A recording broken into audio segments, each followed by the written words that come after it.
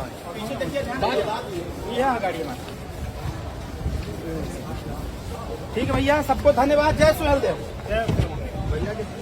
मऊ में रहना निकलना भी है।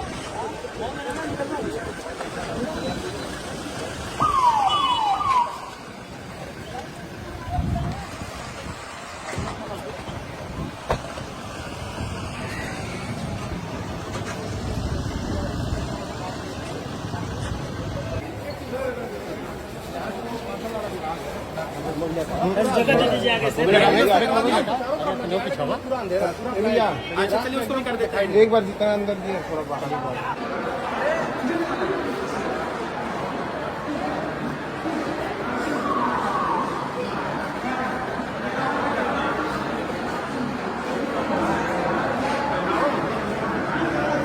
नेताजी आज कहाँ पर पहुँचे हैं, क्या मामला है पूरा?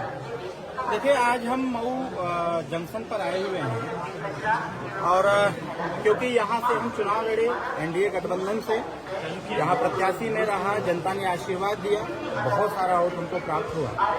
और जिस प्रकार से हमारी एनडीए सरकार उत्तर प्रदेश को उत्तम प्रदेश बनाने का जो संकल्प उसका है, उस पर काम कर रही है। यहाँ के माननीय सांसद जी के द्वारा सदन के अंदर कहीं न कहीं सदन की गरिमा को भी तार तार किया गया और मऊ की जनता के साथ छल भी किया गया। सदन के अंदर जिस प्रकार से मऊ जंक्शन को लेकर के उन्होंने प्रश्न लगाया था कि मऊ जंक्शन उत्तर प्रदेश का सबसे पिछड़ा जंक्शन है। शायद हमको लगता है या तो वो ट्रेन से नहीं जाते हैं, और अगर जाते हैं तो यहाँ आते हैं तो चश्मा अपना उतार देते हैं। मऊ जंक्शन जिस प्रकार से यहाँ डेवलपमेंट हुआ, मैं 2003 से यहाँ आता रहा हूँ। पहली बार जब मैं आया था 2003 में, मैं ट्रेन से आया था, और उस समय की स्थिति में और आज 2025 है, उस समय की स्थिति और आज की स्थिति में जमीन आसमान का अंतर है। जिस प्रकार से उन्होंने आरोप लगाया कि यहाँ पानी की व्यवस्था नहीं है, अभी मैंने देखा पेयजल की व्यवस्था इतनी जबरदस्त है। मैंने खुद पानी पी के देखा, पानी की क्वालिटी भी मैंने देखा और उस टोटी से आने वाला क्वांटिटी भी हमने देखा। क्योंकि अमूमन ट्रेन का स्टॉपेज 2 मिनट का होता है और हर कोई चाहता है कि मैं पानी भरूं बॉटल में, और बॉटल में पानी कितने सेकंड में भर जाना चाहिए उसकी भी स्थिति इस टोटी ने दिखाने का काम किया। पहली चीज।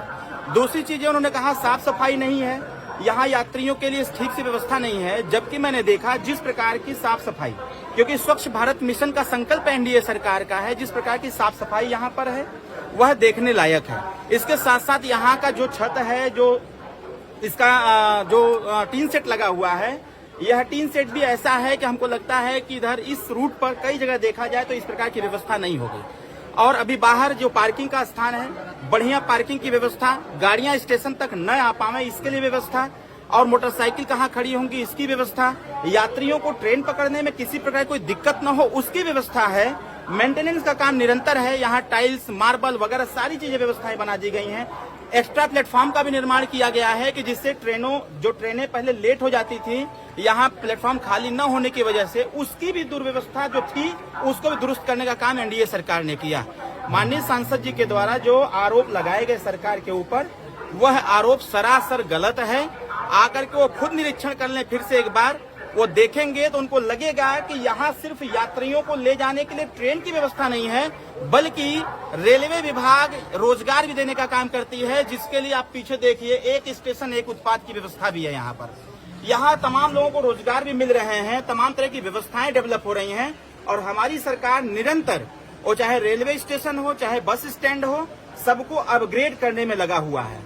हमारी सरकार पूरी तन्मयता, पूरी ताकत के साथ किसी भी पैसेंजर को, किसी भी व्यक्ति को किसी प्रकार की कोई दिक्कत न हो उसकी व्यवस्था है। रात के समय में पहले यहीं पर लोग आते थे, हम लोग भी आते थे ट्रेन पकड़ने के लिए, मैं स्वतः आता था, तो रात को यहाँ अंधेरा छाया रहता था। लेकिन जब से एनडीए सरकार है, एनडीए सरकार का ध्यान यहाँ पर गया और उन्होंने इसकी व्यवस्था बनाया।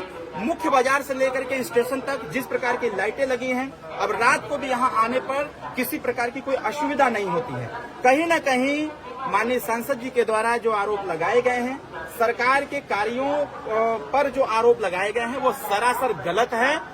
और इस के लिए माननीय सांसद जी को मऊ की जनता से भी क्षमा मांगना चाहिए कि भाई साहब पहले सब कुछ देख लीजिए, उसके बाद किसी चीज की चर्चा करें। मैं कई बार जब आता था तो आगे एक रेलवे फाटक है, वहाँ घंटों घंटों जाम लग जाता था। जाम लगने का कारण भी था क्योंकि उधर अंदर मार्केट, इधर भी मार्केट, और वहाँ तिराहा टाइप का था। हम लोग भी प्रयासरत थे, हम लोग इस चीज की चर्चा करते थे कि काश यहाँ पर ओवरब्रिज बन जाता।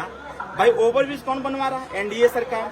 कि यहाँ जाम न लगे, आवागमन में कोई दिक्कत न हो, जो भी बाजार में मार्केट करने आते हैं, बाजार करने आते हैं, ऐसे लोगों को किसी प्रकार की कठिनाई का सामना न करना पड़े।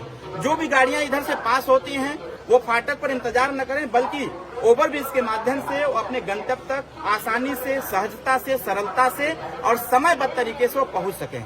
इसको भी उनको ध्यान रखना चाहिए कि हमारी सरकार, हमारा रेलवे डिपार्टमेंट, रेल मंत्री जी के नेतृत्व में जिस प्रकार का कार्य हो रहा है। दूसरी बात उन्होंने कहा किसी प्रकार के रास्ते का निर्माण नहीं है।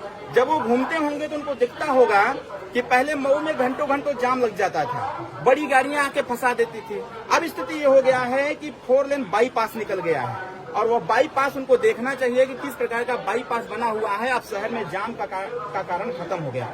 शहर में पहले छोटे रास्ते, पतले रास्ते होते थे, सरकार ने व्यवस्था बनाया और नगर विकास मंत्री श्री अरविंद कुमार शर्मा जी के नेतृत्व में जिस प्रकार से नगरों का विकास निरंतर किया जा रहा है, उसमें लाइटिंग की व्यवस्था, जो सकरा रास्ता था उसको चौड़ा करने का प्रबंध, सड़क पर लाइट की व्यवस्था, उसके बाद जैसे बस स्टैंड तक आने में किसी कोई दिक्कत न हो, डिवाइडर की व्यवस्था, गाड़ियों के आवागमन में कोई दिक्कत न हो, ये सारी चीजें आप सिर्फ मऊ शहर की नहीं मैं कह रहा हूँ, आप पूरे मऊ जनपद की किसी भी नगर पंचायत में चले जाएंगे, आपको मिलेगा कि सड़कों का चौड़ीकरण और उस सड़कों की चौड़ीकरण के साथ साथ मतलब एक ही साथ काम हो रहा है कि नाले का भी प्रबंध हो रहा है कि शहर में किसी प्रकार का जल जमाव न हो।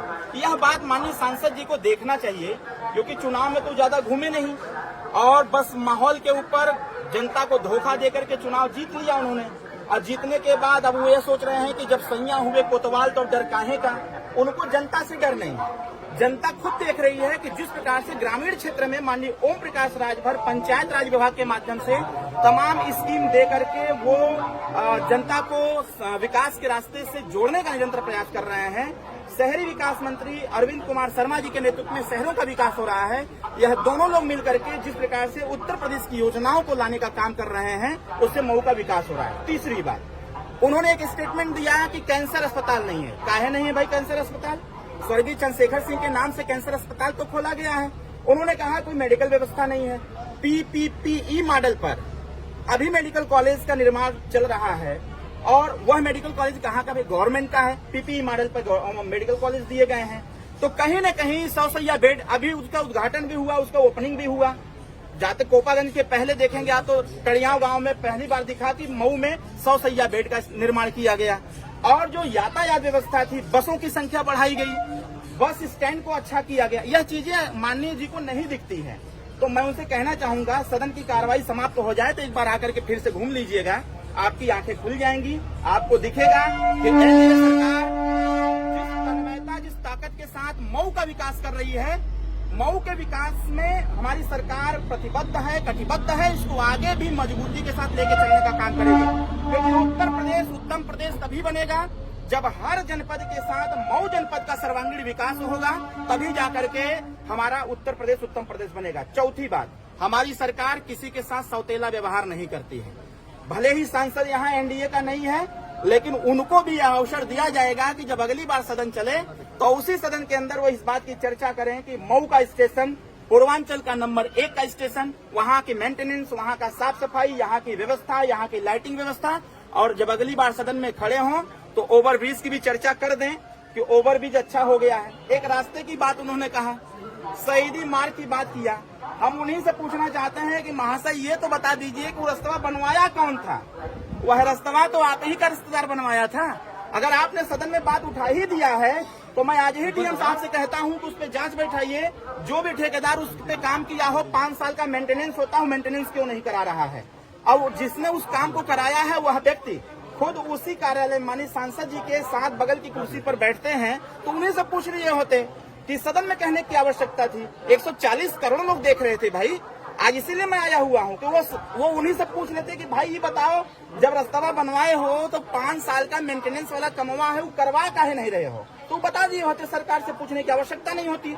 मैं तो डीएम साहब से कहूंगा, बड़े अधिकारियों से बात करूंगा कि अगर वह रास्ता जिस प्रकार से जनता की डिमांड है कि रास्ता गड़बड़ है, तो जिसने उस रास्ते को बनवाया है अगर मेंटेनेंस का काम नहीं कर रहा है तो उसके खिलाफ जांच बैठनी चाहिए। जिस फर्म ने उसको बनवाया है वह फर्म ब्लैक लिस्टेड होना चाहिए, क्योंकि जनता की आवाज है। अरविंद जी, आपने एक पोस्ट किया था नेजा मेले को लेकर के, गाजी मियाँ का मेला। ये गाजी मियाँ का मेला क्या है, कब से इसकी शुरुआत हुई और इसका इतिहास क्या है? देखिए, और इस पे क्या स्टंट है आपकी पार्टी? देखिए, भारत को लूटने की नीयत से विदेशी आक्रांताओं ने भारत पर हमला किया।